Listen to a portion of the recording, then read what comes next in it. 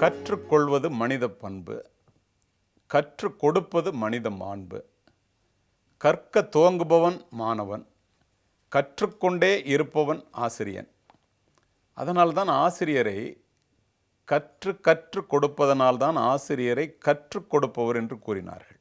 நமக்கு அதிகமான ரோஜா மலர்கள் வேண்டுமென்றால் நாம் அதிகமான ரோஜா செடிகளை நட வேண்டும் என்பது இயல்பு.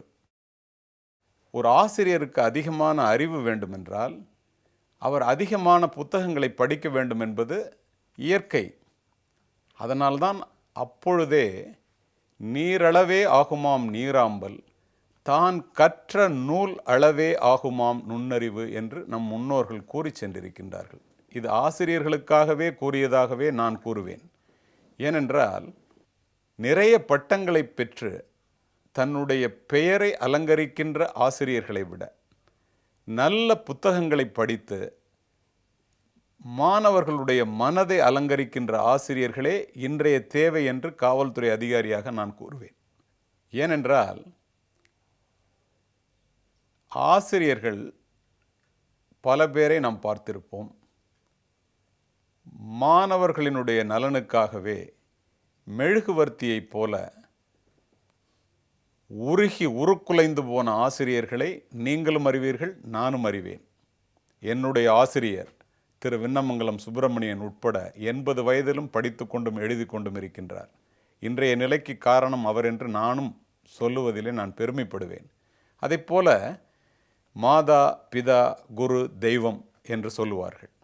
தெய்வத்திற்கு முன்னால் ஆசிரியரை குரு என்று சொல்லுவதற்கு காரணமும் அந்த ஆசிரியரினுடைய அவசியத்தை பொறுத்துத்தான்.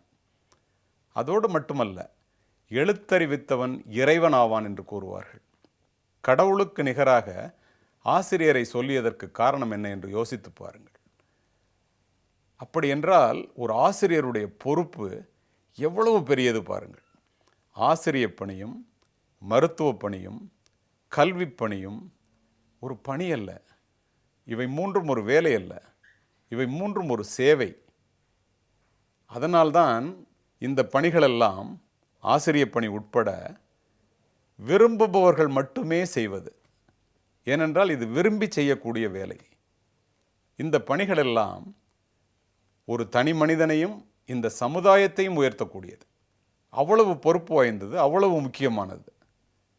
ஆசிரிய பணிக்காக அரசாங்கமோ அல்லது நிர்வாகமோ அவர்களுக்கு கொடுக்கின்ற சம்பளம் கூலி அல்ல, அது ஒரு சன்மானம் என்றே கூற வேண்டும். ஏனென்றால் இந்த நிர்வாகமோ அரசாங்கமோ அந்த ஆசிரிய பணிக்கு கொடுக்கின்ற எவ்வளவு பெரிய தொகையாக இருந்தாலும் அவர்கள் கற்பிக்கின்ற கல்விக்கு ஈடாகாது. அதை போலவே சம்பளத்தை மட்டுமே நம்பி ஆசிரிய பணிக்கு வருகின்ற ஆசிரியர்கள் தயவு செய்து அந்த ஆசிரியர் வேலையை விடுத்து வேறு வேலைக்கு செல்வது அவர்கள் இந்த சமுதாயத்திற்கு செய்கின்ற நன்மை என்று நான் கூறவில்லை. முன்னாள் ஜனாதிபதி ராதாகிருஷ்ணன் அவர்கள் கூறினார்கள். இதை ஏன் இந்த இடத்திலே குறிப்பிடுகின்றேன் தெரியுமா?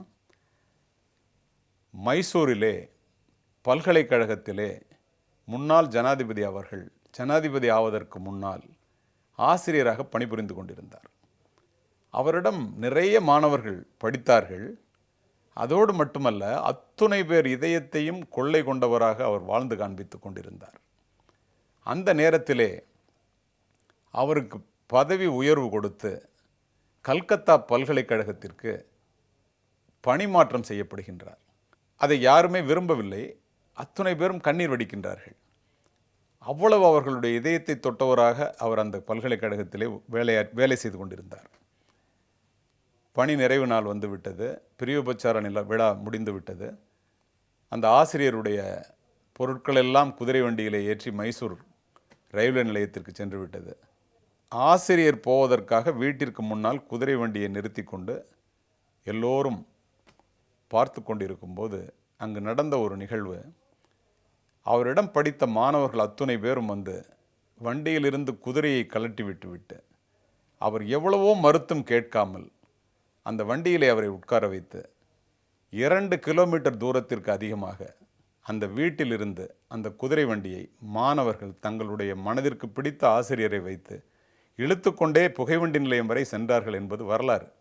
ஒரு நாள் ஜனாதிபதியாக அவர் ஆன பிறகு, உங்களுடைய வாழ்க்கையிலே ஜனாதிபதியாக பதவியேற்று இவ்வளவு காலம் வாழ்ந்து விட்டீர்கள், உங்களுடைய இதயத்தை தொட்ட ஒரு நிகழ்வை சொல்லுங்கள் என்று அவரிடம் பத்திரிகையாளர்கள் கேட்கும்போது, யாருமே எதிர்பாராத வகையில் அவர் ஜனாதிபதியாக பணிபுரியும் போது நடந்த ஏதாவது ஒரு சம்பவத்தை குறிப்பிடுவார் என்று எல்லாரும் எதிர்பார்த்து கொண்டிருக்கும் போது, நான் ஏற்கனவே கூறிய சம்பவத்தை, அந்த மாணவர்கள் என்னுடைய மனதிலே ஏற்படுத்திய தாக்கம் இன்றளவும் என்னுடைய மனதிலே இருக்கிறது என்று ஒரு ஜனாதிபதி குறிப்பிட்டார் என்றால், ஒரு ஆசிரியர் மாணவர்களுடைய மனதிலே எப்படிப்பட்ட தாக்கத்தை உண்டாக்க முடிகிறது என்பதை நாம் அத்தனை பேரும் தயவு செய்து சிந்தித்தோமேயானால், ஆசிரியர்களும் மாணவர்களும் இருவருக்குமான உறவும் வலுப்பெற முடியும் என்பதற்காக இதனை நான் இங்கு குறிப்பிட்டேன்.